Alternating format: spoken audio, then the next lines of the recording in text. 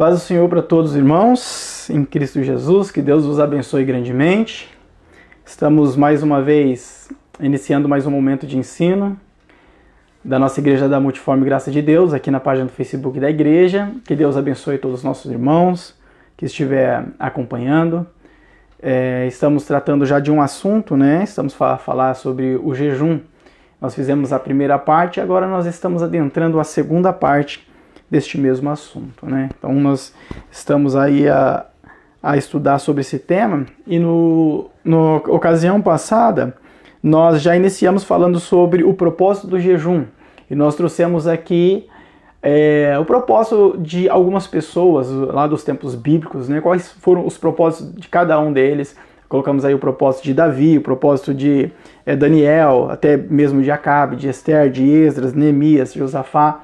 Vários personagens bíblicos e cada um teve um propósito diferente em seu jejum, né? Então nós falamos um pouco sobre o propósito do jejum e ainda dentro deste tópico nós falamos sobre o caráter do jejum, né? Nós tratamos sobre o caráter particular do jejum e dentro deste subtópico nós falamos sobre o jejum parcial e o jejum total.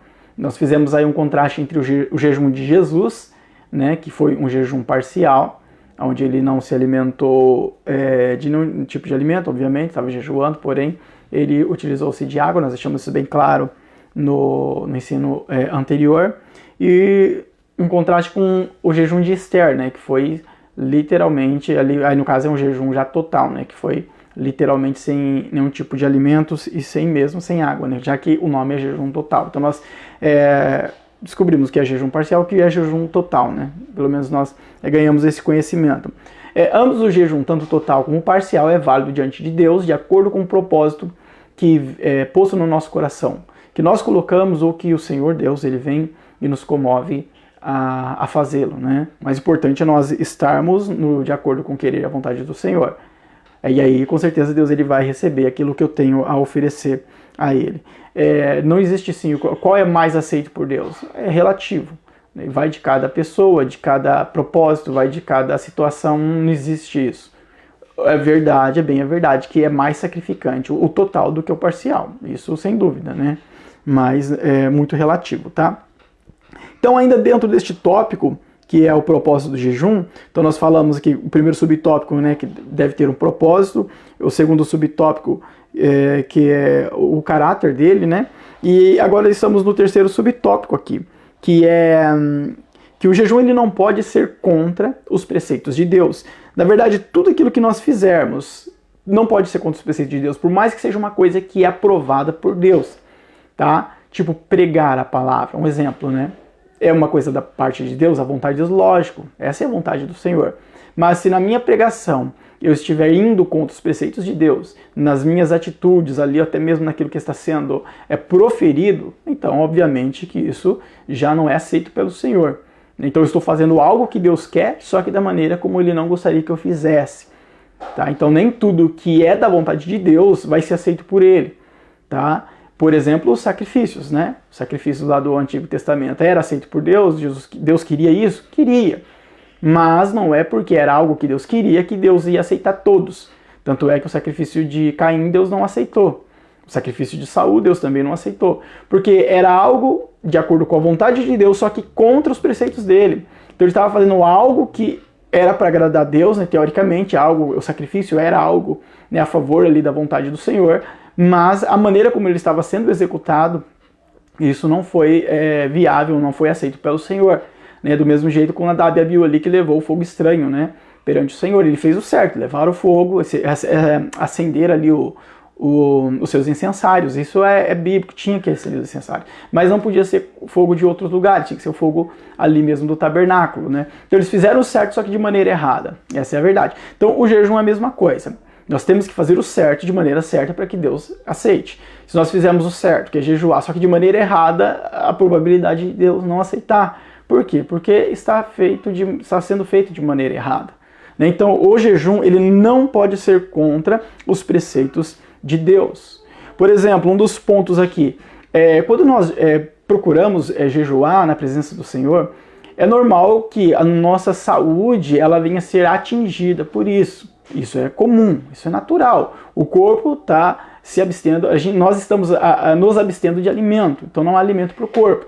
Então é normal que o corpo ele reaja dessa maneira, né? Tipo, tem que fazer alguma coisa, né? Tipo, eu estou precisando de alimento. Isso é uma coisa natural, um mecanismo de segurança do próprio corpo, né? Do próprio organismo do ser humano. Então ele avisa, né? Ele avisa como? Tendo fome, né? Com algumas pessoas avisa sentindo um pouco de tontura, enfim, por aí vai. É natural, isso é comum.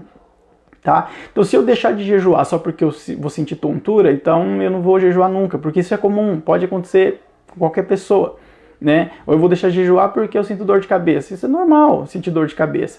Por quê? Os sais minerais do organismo, ele começa a ter uma queda. E por conta dessa queda, o organismo ele começa a avisar, né, você que você está precisando de alimento. E uma dessas maneiras é o quê?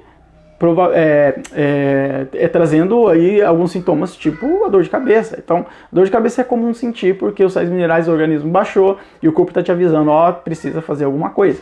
Né? Então, é igual a sede, né? Você sente sede por quê? Porque o seu organismo está necessitando de água, então isso é notório, né? Então é a mesma coisa. Então é comum, tá? Então se eu deixar de jejuar só porque eu vou sentir uma tontura, eu vou sentir uma dor de cabeça, eu vou sentir um mal-estar, então eu nunca jejuarei. Essa é a verdade. Então, quer dizer que eu tenho que fazer mesmo passando mal? Não. Por quê? Você precisa conhecer o seu organismo. Por isso que você não começa a jejuar já 24 horas. Não, você começa com uma consagração, ali meio período, ou às vezes menos de meio período, aí estende para mais algumas horas, né? E na outra semana você faz de novo, você vai aos poucos ajustando e vai conhecendo o seu organismo, tá? Para ver como que o seu organismo ele reage, tá? Então, se você sentir num jejum aí de 24 horas, uma tontura, uma dor de cabeça e tal, é natural. Mas se for algo que te leva ao desmaio, obviamente que aí já não é natural, aí já é algo incorreto, tá? Então tem que ser policiado. Então não é fácil jejuar. Vamos falar, não é fácil jejuar, não é. Para algumas pessoas é porque já acostumaram, né? Então como os irmãos, já é conhecido dos irmãos, já faz mais de um ano que eu jejuo todos os dias da semana, né? Todos os dias da semana, não falo 7 dias da semana, todas as semanas, né, corrigindo. Pelo menos uma vez na semana eu tiro em jejum da presença do Senhor. Isso já faz mais de um ano. Então, teoricamente, meu organismo já teria que estar acostumado. E eu te digo que não, tem semana que é muito complicado em relação ao mal-estar físico. Tá? As dores de cabeça, né? Não sabe que eu já tenho essa questão da dor de cabeça e tal. Então, eu tenho que ir driblando isso e ajustando e tal, para que meu organismo ele não seja ferido por isso. Porque a partir do momento que eu começo a atingir a minha saúde, passa já a ser fora da vontade de Deus. Não é essa a vontade de Deus. Deus não quer que eu fira a minha saúde para que eu agrade a Ele. E Deus nunca quis isso, tá? Essa questão de ferir a própria saúde para agradar alguém é coisa do paganismo, entendeu? Eles faziam isso, eles feriam a si mesmo, tanto fisicamente na parte externa ali se cortando, em prol a algum Deus, como também interiormente, ali no caso ali, de abster-se de alimento por dias prolongados, né, de praticamente morrer de fome. Tá? Então isso é do paganismo, isso não é da vontade do Senhor. Então, dentro deste ponto aqui, não pode ser contra os preceitos de Deus, ferir a si mesmo, a sua saúde, dependendo da situação, passa já a ser contra a vontade do Senhor. Deus não quer que você fique doente, que você fira a sua saúde, que você dê trabalho aí para os seus, para a sua família por conta do jejum, né? Não é essa a vontade do Senhor. A vontade de Deus é que você faça algo que venha estar dentro ali das possibilidades, mas que venha de fato ser um sacrifício, tá? Que se não for sacrifício, também passa a ser um tanto falho aquilo que nós estamos a oferecer. Se é um sacrifício que eu tenho que oferecer, então tem que ser algo que exija de mim. Você lembra quando Davi ele teve a oferecer ali para o Senhor, né, em sacrifício, né, os bois, né, ali na ira de Araúna? Araúna falou para ele, ó, pega aqui essa terra para você, pega os bois, aqui tem os aparelhos, né, que estava sendo utilizado ali para moer os grãos, fala, faz a lenha, é tudo seu e oferece a Deus. Aí Davi falou, não vou oferecer algo para Deus que não me custe nada, eu vou pagar para você aquilo que é devido, porque eu quero oferecer para Deus algo que me custe, porque senão não é sacrifício, tá? Então tem que me custar algo, o jejum ele tem que me custar algo.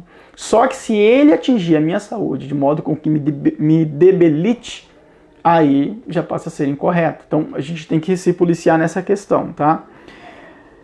Tessalonicenses capítulo 5, verso de número 23, um verso que pode nos auxiliar nesse contexto, diz assim: e o mesmo Deus de paz vos santifique em tudo, em todo o vosso espírito, alma e corpo, e sejam plenamente conservados, irrepreensíveis, para a vinda do nosso Senhor. A Bíblia nos fala, nós preservarmos o nosso corpo também para a vinda do Senhor.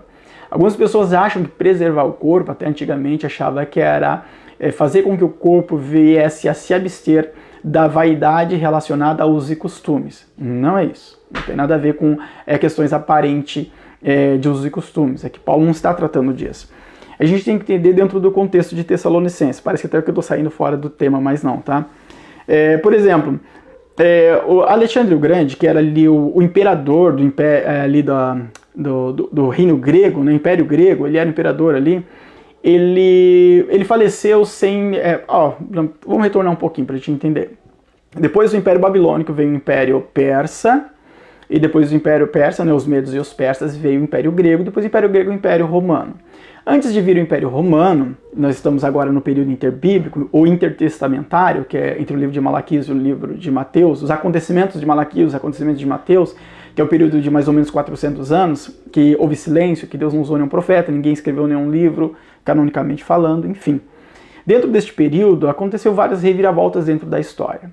E dentro deste período, os persas ali estavam reinando e o Império Grego conseguiu subjugar os persas e reinou sobre tudo. Alexandre o Grande era o imperador, né, na ocasião, ali, o último imperador do Império Grego, e aconteceu dele falecer antes de ter filhos. Ele faleceu, acho que com 31, 32 anos, me falha a memória agora. Então ele não tinha filhos. O que aconteceu? O reino, o Império Grego, ele foi dividido em quatro distritos, 4 partes, né? Então cada parte ficou com um dos comandantes de Alexandre o Grande. Uma das partes ficou com um comandante chamado Cassandro.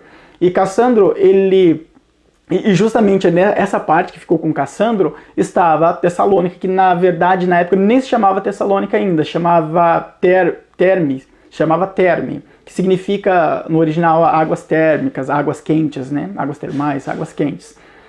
Aí Cassandro, ele estabeleceu ali Terme como a capital do seu reino ali, né?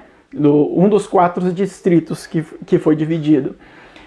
E Cassandro, ele colocou o nome dessa cidade Terme, colocou o nome de Tessalônica, em homenagem à sua esposa Tessalônica, que era, na verdade, irmã de Alexandre o Grande, né? E ele colocou o nome a essa cidade. Então essa cidade, ela era a capital, e nessa cidade, ela não era só capital, era uma estação militar e era também uma via comercial. Na época dos romanos, ali era uma via comercial ali de grande porte. Então passava pessoas ali de diversos tipos de crenças e religiões do mundo todo, passava por ali porque o trânsito comercial passava por ali. Tá? Então, quando Paulo ele escreve esse texto, ele está escrevendo para um povo que estava uma igreja que estava acostumada a receber visitantes de outros lugares, que tinha costumes diferentes, que tinha crenças diferentes, a maioria tudo voltada ao paganismo, né? Não era monoteísta, né? A maioria tudo politeísta. E então Paulo está falando para um povo que estava sendo bombardeado por outras doutrinas, por outras crenças religiosas constantemente. E era um ensino que ia estar na igreja para ser ensinado também para essas pessoas que passavam por ali, que eram de outras religiões. Então, quando Paulo ele trata sobre isso, e Tessalonicenses a gente sabe que é uma epístola escatológica, Paulo ele está falando justamente por conta dessa situação. Então, quando ele diz, preserve o seu corpo, a sua alma e o seu espírito para a vinda do Senhor, Paulo está falando de coisas relacionadas ao paganismo, porque era normal usar o próprio corpo para o paganismo em relação à adoração a outros deuses. Existia na época ali adoração através de atos, né, relações sexuais ali oferecido aos deuses, e isso daí era uma coisa natural, era uma forma de culto para eles, tá? Sem falar que em muitas religiões, como eu disse anteriormente, era normal cortar o corpo, né, mutilar mesmo. Você lembra ali na passagem de Elias, que ali estavam os profetas de Baal, né, clamando Baal não ouvia, não atendia, e eles começaram a pegar uma navalha e retalhar o corpo ali, e se ensanguentar todo. Então, aquilo era para chamar a atenção do Baal. Tá? Então, isso era uma coisa que nos tempos bíblicos era normal. Então, Paulo está falando, preserva o seu corpo para o dia do Senhor. Então, Paulo está falando não só na questão aí da alma, né, do espírito, mas ele usa também a palavra corpo. Então, nosso corpo tem que ser preservado para o dia do Senhor. Tá? E isso envolve muito a questão, como eu estava dizendo, da nossa saúde. Tá? Nós temos que tomar conta, preservar a nossa saúde, cuidar da nossa saúde. Então, o jejum, ele não pode fazer com que eu adoeça. Se eu adoecer por causa do jejum, eu tenho que parar, porque está errado. Tá? Eu não posso. Mas se eu sentir uma dor de cabeça, uma leve tontura, né, coisas normais que pode até se sentir com o estômago cheio, né, dependendo da situação, isso é comum, não é empecilho para não jejuar. Então a gente não pode, né, ficar arrumando desculpas. Eu não vou jejuar porque eu tenho tontura, eu não vou jejuar porque eu tenho dor de cabeça. Então faz o teste, vê até que nível vai isso e tal, vai conhecendo o seu organismo melhor. Às vezes é uma coisa que dá para você conseguir ainda fazer assim o seu jejum, entregar ali diante do Senhor o seu sacrifício, não ferindo a sua saúde, não transgredindo os preceitos de Deus, tá? Então tem que ser feito com moderação, tá bom? Então eu dei uma volta tudo aqui na história de Alexandre o Grande para a gente entender o texto, para a gente chegar nesse consenso, tá bom? Até aqui quando Paulo ele fala sobre corpo, a palavra corpo aqui no grego se fala soma, que significa carne. Quando Paulo diz preserva o seu corpo, ele está falando da sua carne, está falando da sua, do seu físico. É disso mesmo que Paulo está falando. E a gente sabe que qualquer tipo de doença vai me debilitar fisicamente, né? Por conta disso, nós temos então fazer o jejum, sim, mas com cautela. Então, toma cuidado, né, para que nós não venhamos transgredir aí os preceitos do Senhor. Outra questão dentro ainda deste subtópico, né, não pode ser contra os preceitos de Deus, está nas questões até mesmo familiares. Quando nós jejuamos, nós vigiamos para que nós não caiamos em tentação e nós não venhamos a pecar contra o Senhor.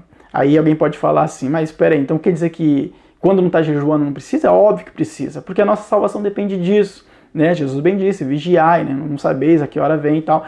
Então nós temos que vigiar constantemente, evitar, né, sempre o pecado, desviar da aparência do mal. Isso, óbvio. Mas quando nós colocamos no nosso coração, está jejuando, nós temos que, digamos assim, dobrar mais ainda a nossa vigilância, porque nesse momento o inimigo, ele, na sua astúcia, ele investe um pouco mais contra a nossa vida. Porque ele sabe que se nós quebrarmos o jejum, nós não vamos alcançar aquilo que é a vontade de Deus, que é a proximidade com o Senhor. Então o inimigo ele vai investir mais porque você está fazendo mais. Isso é comum, isso é bem óbvio, né? E então nós temos que vigiar muito também nessa ocasião, tá? Então tem pessoas que às vezes acham que, não, eu estou jejuando, que o Senhor, Deus está me cobrindo e me protegendo. Sim, mas o inimigo ele vai te tentar do mesmo jeito, e às vezes até mais, porque você está jejuando, e ele não quer que você jejue. Então nós temos que vigiar ainda mais, até mesmo na questão do seio familiar. Então se você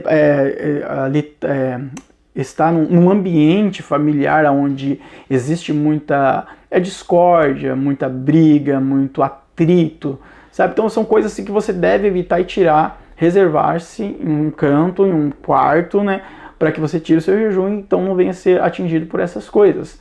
Então isso é uma vigilância, porque o inimigo ele vai tentar, obviamente, né, e evitar para que nós não venhamos a ceder, né, justamente nesse momento, nessa ocasião, que o inimigo ele vai lutar para que a gente não consiga fazer. Tá? Tem um texto em Romanos 14:22 que diz assim, ó, você pode saber que não há nada de errado naquilo que você faz, mesmo do ponto de vista de Deus, mas guarde isso para si próprio. Não faça ostentação de sua fé na presença de outros que poderiam sentir-se feridos com isso. Nessa situação, feliz é o homem que não peca quando faz aquilo que sabe que está certo. Paulo está falando assim, você sabe que o que você faz não é errado. Só que você, às vezes, para não ferir a consciência do seu irmão, naquela situação, você tem que deixar, às vezes, de fazer para que as coisas não venham sair fora ali daquilo que Deus quer, que é a paz e tal, a comunhão. Paulo está falando aqui sobre comer, tá? Nós estamos falando sobre o não comer. Mas a questão aqui, por trás disso, o pano de fundo por trás disso tudo, é a mesma coisa, é ferir a consciência do próximo. Ou seja, se eu jejuo por exemplo, eu vou jejuar hoje, mas justo hoje é o aniversário de alguém aqui da minha família, um exemplo, né? E vai ter aqui uma reunião e tal, familiar e tal. Então eu deixo de participar dessa reunião porque eu estou jejuando. Onde é que está o valor nisso? Não existe valor nisso. Porque eu estou deixando o seio familiar, deixando de dar o meu bom testemunho ali, por conta de algo que eu tenho que oferecer para Deus. Ou seja, eu deixo de fazer algo que é da vontade de Deus para tentar fazer algo que é da vontade de Deus, mas isso não faz o menor sentido, tá? Então, e as pessoas não vão entender isso. Fala, não, eu não vou participar porque hoje eu estou jejuando. Ah, mas é aniversário, por exemplo, né, do seu filho, aniversário do fulano, de uma pessoa próxima, é uma reunião familiar e tal. Não, eu tenho que oferecer meu sacrifício para Deus. Aí não há sabedoria. Tá? Então, aí as pessoas vão falar mal de mim, vão falar lá, tá vendo, não sei o que, vai na igreja, fica, né, não fica com a família e tal, e começa a gerar briga, falatório e tal. Paulo está falando justamente disso, há pecado nisso. Então não há lucro espiritual nisso, está errado. Tá? Paulo está falando aqui, como eu disse, sobre o comer. Tá? Eu estou falando sobre o não comer, mas o pano de fundo é o mesmo. Olha o que diz no verso 21. A coisa certa a fazer é deixar de comer carne e de beber vinho, ou de fazer qualquer outra coisa, viu? Qualquer outra coisa. Então o pano de fundo é para tudo. Qualquer outra coisa que ofenda o seu irmão e que o faça pecar. Então Paulo diz, deixe de fazer qualquer outra coisa que faça seu irmão pecar, que faça ele se sentir ofendido, deixe de fazer. Então se o meu jejuar vai ofender a minha família, nesse contexto de exemplo que eu dei, então eu deixo de fazer, para que eu não faça com que eles se sintam ofendidos, se ofendam contra mim e automaticamente eles vão se ofender para com Deus. Tá? E que eles se afastam de Deus mesmo. Fala, por isso que eu não vou na igreja, tá vendo? Por causa disso, entendeu? Então nós temos que ser vigilantes, amados. Tá? E não é pecado. Eu coloquei no meu coração de jejuar hoje, mas eu não vou jejuar porque eu tenho que estar com a família, participando ali de um momento, de um banquete, um alimento. Isso não há pecado nisso. Isso é louvável. Ah, mas são pessoas do mundo. É pior ainda se eu deixar de estar com eles. Aí que eles vão falar mal da igreja, falar mal de Cristo, falar mal de mim, da comunhão. Não há valor espiritual nisso. Então, ferir o seio familiar para oferecer algo para Deus, um sacrifício para Deus, está totalmente errado. E não é só nisso, não, em qualquer outra coisa, está errado, tá? Aí, é lógico, né, aqui a gente vai acabar entrando em outro tema se eu der continuidade, né? Porque daí alguém vai pensar, então quer dizer que eu não posso, quer dizer que eu tenho que ir na igreja se, sei lá, meu marido, minha esposa se sente zangado que eu vou na igreja, eu tenho que ir do mesmo jeito e como é que fica? Não, a gente já entra num contexto, aí tem que ser conversado, a pessoa tem que conversar com o pastor da igreja, pedir uma orientação, ele vai conversar, entrar por dentro da situação ali do convívio do casal, ver o que está acontecendo e tal, e vai orientar segundo a palavra de Deus. Então não tem como jogar uma resposta assim no ar, entendeu? Para cada pessoa vai ser um caso diferente, tá? Aí já é uma outra questão, tá bom? Mas nessa questão do jejum, eu não posso ferir o seio familiar para oferecer esse sacrifício para Deus. Isso não faz o menor sentido. Tá? Eu tenho que tomar muito cuidado. E eu vou repetir esse verso, Romanos 14, 21. Ó. A coisa certa a fazer é deixar de comer carne ou de beber vinho ou de fazer qualquer outra coisa que ofenda o seu irmão ou que o faça pecar. Esse verso já diz tudo, né? Não preciso nem ficar dando continuidade dentro dele aqui. Bom, então aqui nós terminamos o primeiro tópico, que nós iniciamos já no outro ensino, falando sobre o propósito do jejum. Vamos entrar no segundo tópico, que é os efeitos do jejum, tá? Como primeiro subtópico, eu coloquei proximidade de Deus.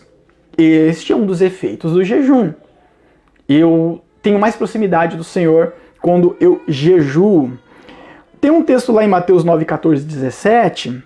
que eu vou estar lendo, ele é um pouco extenso, 14, 15, 16, 17, 4 versículos, mas é necessário, tá, amados? Vocês conhecem já o texto, então não tem problema aqui eu fazer a leitura sem que vocês acompanhem. Diz assim, ó, Então chegaram ao pé dele os discípulos de João, dizendo: por que jejuamos nós e os fariseus muitas vezes e os seus discípulos não jejuam? E disse-lhe Jesus: pode porventura andar triste os filhos das bodas enquanto o esposo está com eles? Dias, porém, virão em que lhes será tirado o esposo, então jejuarão. Ninguém deita remendo no pano novo, ninguém deita remendo de pano novo em roupa velha, porque semelhante remendo rompe a roupa e se faz maior a rotura. Ninguém deita vinho novo em odres velhos, aliás, rompe-se os odres e estorna-se o vinho, e os odres estragam-se. Mas deita-se vinho novo em odres novos, e assim ambos se conservam. Não vou entrar na segunda parte dessa questão do remendo e do vinho aqui, né, do odre, porque aqui Jesus está tratando de uma questão lógica, tá? Eu acho até bonito, amados, quando as pessoas, alguns pregadores, colocam um significado para essas coisas aqui, né? Ah, não, porque o remendo novo é o evangelho e não pode colocar o evangelho numa vida do mundo que é o tecido velho, porque vai se romper o tecido. Não, a Bíblia não está falando isso. Jesus não está falando nada disso. É bonito essa conjectura, é bonito esses exemplos e tal, mas não é isso que o texto está falando. Eu não diz isso. Até mesmo sobre o vinho, né? Alguns falam que o vinho é o Espírito Santo, não pode estar em um ser humano que vive a carne, porque senão se rompe o odre. Não é disso que a Bíblia está falando também. Jesus não está falando nada disso, tá? Jesus está falando de lógica, de questões óbvias. Por quê? Eles vêm para Jesus e falam: mas peraí, por que seus discípulos não jejuam? Nós, discípulos de João, jejuamos, João Batista, né? Por que os discípulos não jejuam? E Jesus fala: mas como que eles vão jejuar se eu ainda estou aqui? Isso que Jesus está dizendo. Não tem lógica, eles jejuaram porque eu ainda estou aqui. Jesus disse, né? Aqui, cadê o texto? Perdi. Disse-lhe Jesus, né? Pode porventura andar triste os filhos das bodas enquanto o esposo está com eles? Tipo, eu estou aqui com eles. Não tem lógica eles jejuarem. Não faz sentido. Por quê? Porque Jesus estava presente junto com os discípulos, e jejum serve para quê? Para aproximar de Deus. Mas ele já estava com Deus constantemente ali, Cristo Jesus. Jesus disse acho que para Filipe, Natanael, não falha a memória agora: quem vê o Pai vê a mim, sou eu mesmo. Aqui, estou aqui. Quanto tempo estavam comigo, vocês estão comigo e me falam para mostrar o Pai? Quem vê o Pai vê a mim, quem vê a mim vê o Pai, né? Isso que ele diz. Quem vê a mim vê o Pai. Pronto. Então Jesus está falando: eu estou sempre com eles. Não tem necessidade de jejuar, porque o jejum é proximidade, né? E eles estavam sempre com Jesus. Ele falou: mas vai chegar um dia que ele vai ser tirado o noivo. Aí eles vão começar a jejuar, ou seja, eu não vou estar mais presente. Aí para que eles tenham a minha presença, eles vão ter que jejuar. Aí Jesus vem dar o exemplo do tecido, falando qual é o sentido, qual é a lógica de pegar um tecido velho e remendar uma roupa nova. Pegar um tecido novo e remendar uma roupa velha. Jesus está falando de obviedade, não tem lógica. Qual é o sentido de você pegar um vinho que vai fermentar e jogar dentro de um odre velho? O odre vai estourar, vai perder o vinho, vai perder o odre, vai perder tudo. Tem lógica nisso? Jesus está dizendo? Não tem lógica. Então também não tem lógica de jejuar porque eu estou presente. Tá? Então esta passagem fala de lógica, fala de coisas óbvias. Tá? Disso que Jesus está falando. Outros significados é uma conjectura teológica, fica bonito, mas a gente tem que ser sincero e honesto e dizer que o texto não quer dizer isso. Jesus não quer dizer isso. Tá? Mas, aí já é uma outra questão. Então, o jejum ele tem esse poder, e Jesus deixou bem claro nessa passagem. O jejum ele traz proximidade para com Deus. Então, quando eu jejuo, eu estou me aproximando um pouco mais do Senhor. Não significa que aquele que não jejua não tem intimidade com Deus. Não significa isso. Mas significa que qualquer pessoa que procurar viver uma vida de jejum, automaticamente, consequentemente, ele vai se aproximar um pouco mais de Deus. Tá? Isso é notório, isso é bíblico. Tá? Então, a nossa intimidade com o Senhor ela depende muito da nossa busca ao Senhor. E o jejum é um tipo de busca a Deus. Tá? Lembrando, irmão, então quer dizer que se eu não jejuo, eu nunca vou ter intimidade com Deus? Não significa isso. A Bíblia nunca disse isso. Tá? A Bíblia nunca disse isso. Então, não existe um texto bíblico que afirme isso. Não existe. Então, não podemos falar isso. Mas podemos deixar palpável aqui que se jejuarmos, nós teremos uma eficiência ainda maior na nossa busca pelo Senhor, tá? Então, quanto mais buscamos a Deus no jejum, na oração, né, na palavra, mais nós nos aproximamos de Deus. Então, o texto ele fala mais de sanidade, de lógica, de obviedade, do que de outras coisas, né, que a gente pode citar aí como exemplos dentro dessa passagem, né? Bom, amados, nós estamos então entrando no segundo subtópico para a gente poder dar continuidade na próxima ocasião. Então nós conseguimos, se Deus permitir, nós conseguimos finalizar. Mas vamos deixar bem claro aqui que o jejum, eu já disse isso anteriormente, até o pastor Luciano citou isso na pregação do ano passado, e é bem notório dentro das escrituras sagradas, aquele que conhece, que não existe nenhum verso na Bíblia que ordena como uma ação de mandamento que nós jejuemos. Não é mandamento de Deus, tá? Não existe uma lei, não existe uma obrigação para que façamos isso. Porém, o jejum ele é bíblico, tá? E essa é a vontade do Senhor, com certeza, para que nós tenhamos mais proximidade com Deus. É possível ser salvo, é possível ser batizado no Espírito Santo, ser usado por Deus em dons, no ministério. É possível sem jejum? É possível. Tá? Óbvio que é possível. Porém, se nós queremos nos aprofundar mais em Deus, né, na intimidade, na busca pelo Senhor, é muito útil, muito válido jejuar. Inclusive, Jesus, ali diante de uma casta de demônios, ele disse que aquela casta saía através de jejum e oração. Então, a gente percebe, pelos textos bíblicos, que o jejum ele nos fortalece espiritualmente. E nós teremos mais força ainda para lutar contra os demônios, né, contra o diabo. A Bíblia nos diz, a nossa luta não é contra a carne nem contra o sangue, não é contra o outro, né, ser humano, mas é contra as potestades, os principados. Tá? E para nós estarmos mais firmes é através do jejum. Isso Jesus deixou bem claro quando ali expulsando aquela casta de demônios. Tá? Então, mais estrutura espiritual nós teremos através do jejum. Podemos ser salvos sem o jejum? Podemos. Mas com o jejum nós vamos nos tornar ainda mais fortes espiritualmente. Tá? Dificilmente o inimigo vai conseguir vencer alguém que está em jejum e oração. Falta de vigilância, lógico, e pode levar qualquer um a sucumbir, né? Porém, se nós estivermos sempre buscando a Cristo, Cristo sempre vai estar nos orientando, nos ajudando, nos auxiliando, segundo a sua misericórdia. Não há mérito nenhum no ser humano. Por mais que ele jejue tanto que ele quiser, não há mérito nenhum, né? O mérito, toda a grandeza está em Deus, única e exclusivamente em Deus. Amém? Então que Deus abençoe a todos grandemente. Vamos orar. Senhor Jesus, obrigado por tudo. Te agradecemos, o Senhor é maravilhoso. Perdoa-nos, somos falhos. E pedimos para que o Senhor nos oriente, nos dê graça e nos conduza na Tua vontade, para a honra e glória de Ti, Senhor. Em nome de Jesus. Abençoe cada vida, cada alma, grandemente. Que a graça de nosso Senhor Salvador Jesus Cristo, o amor de nosso Deus, nosso eterno Pai, a comunhão e a consolação do Espírito Santo reine em cada coração. Todos juntos digamos amém. Deus abençoe vocês. Fique na paz.